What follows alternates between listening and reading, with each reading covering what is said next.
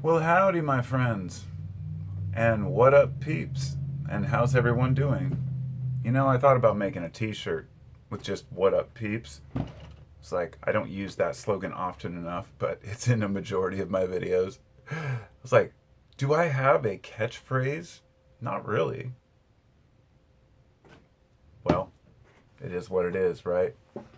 That is actually, I do tend to use that one a lot. Maybe it is what it is, should be my catchphrase. That's a kind of a joke here.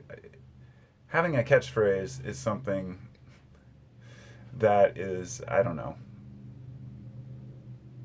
It's funny to me because as a YouTube creator or YouTuber or a person who uploads videos to YouTube, um, you want to stand out for having something unique and different from other people because it's a microcosm of the larger picture of being a human in general. And that's really what I'm getting at on this video, which is the complicated nature of being a human and wanting to stand out from the crowd, but not too much. I thought earlier about being a jack of all trades. There's this old saying we've all heard, which is jack of all trades, master of none. But very few people have heard the full quote because the second part of that is actually left out. And I believe purposefully because people don't want to put in too much effort to learn how to do many different things and to have many different interests. In other words, the original saying is jack of all trades, master of none, often is better than master of one, or something to that effect. And meaning that you're better off knowing a little bit of everything than you are being a specialist. I can't remember which psychiatrist or philosopher it was, but he said specialization is for insects. Humans should be well rounded. And I completely agree with that. Sitting down to make this video on a Sunday, I only have limited time because I'm heading out in a bit. I was going to do a podcast, a little more involved discussion, but I just thought I'd make this brief video just to kind of touch on something that was on my mind, which is getting in too deep and being interested in too many different things. I have my whole life been fascinated with knowledge and fascinated with creating things, like so many different endeavors that I've taken off on in my carpentry career, or moving up to cabinets and kitchens, and now I'm trying to build guitars, but at the same time working for someone else, and at the same time having online business, but also having a family life, having obligations and times and schedules, which as a human being we've learned to adapt to. These obligations and schedules, often these very obligations and schedules, keep us from becoming, I guess, from doing what we truly feel in our heart would bring us joy.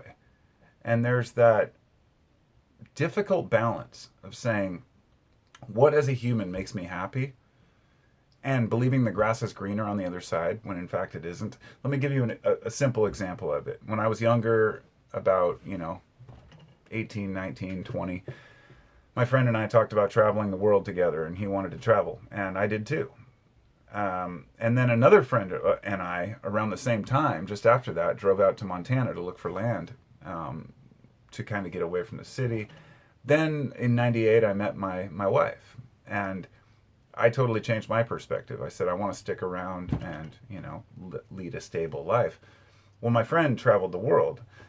I was partially envious of him, but also partially grateful that I had a stable home life, and acknowledging that no matter where you are, there you are. And at a certain point, he ended up settling down, and, he married himself, and he didn't marry himself. He might have married himself. No, he married his wife that he met when he was over in Serbia, and they lived out on the coast here, and then just moved to Portland, several years back now. But different approaches to life. Some people settle down and then they travel when they're older. Some people travel when they're young and settle down when they get older. Everybody has a different path. And amidst this individual life that we have, where we're trying to figure shit out on our own, there's also this nagging part of ourselves, which says, dude, you better get some skills. You know what I mean? Like, you better get some skills in life beyond just what we seem to have today, which has just compounded to the point where nobody seems to have any skills. And I'm not talking about no skills whatsoever. I'm saying that the skills we do have would never help us in an emergency situation. Whereas we might have been taught, how to start a fire with, sticks, or learned how to make certain concoctions or drugs or grow food or whatever it might be, poultices and, first aid, things like that, that would actually benefit us through our entire lives. We're learning things like editing videos or, learning how to code. These things are actually extremely beneficial right now, but they might not be tomorrow. So I've always wrestled with this idea of, should I embrace the future or the technology that I am told is going to be important? Or should I just embrace the raw, hands-on experiences that I personally enjoy? One of those being working with wood or metal or any natural. I carve stones. I have a lapidary set up where I can cut slices of stones, polish them down into cabochons for like necks. I make these things like this. In fact, one of my subscribers sent me this piece right here in the middle, which is a piece of opal. And I don't remember who it was. And I just want to say, if you're out there watching and you're the subscriber that sent me this teardrop opal, thank you so much. So awesome. I actually glued it onto a piece of fossilized dinosaur bone that I found in Montana, and then put that around with resin around all of those. So, point being that I like the creation, the hands-on thing. It's something that seemed to be carried down through, for thousands of years. It's what beadwork and jewelry has always been respected. But at the same time, it's the mass-produced stuff today is everything is completely taken a turn. It's like those hands-on crafts aren't as well respected because you can get it cheaper somewhere else. When I was in carpentry building kitchens, and I started doing custom kitchens with, a designer I was working with, I learned so much about myself and about what I was capable of and not capable of, but also that some clients are willing to pay more for handmade shit, and others would much rather buy it from China because it's cheaper. It turns people off because it's so much cheaper to just buy stuff prefabricated. And I think this is why a lot of young people today are not interested in carpentry, are not interested in hands-on creating things, because computers have become, the way to make money. Anything within the internet. If you're young, I would urge you to take up a trade of some sort and put a little bit of work into it. Put the effort in, even on your time off or your days off.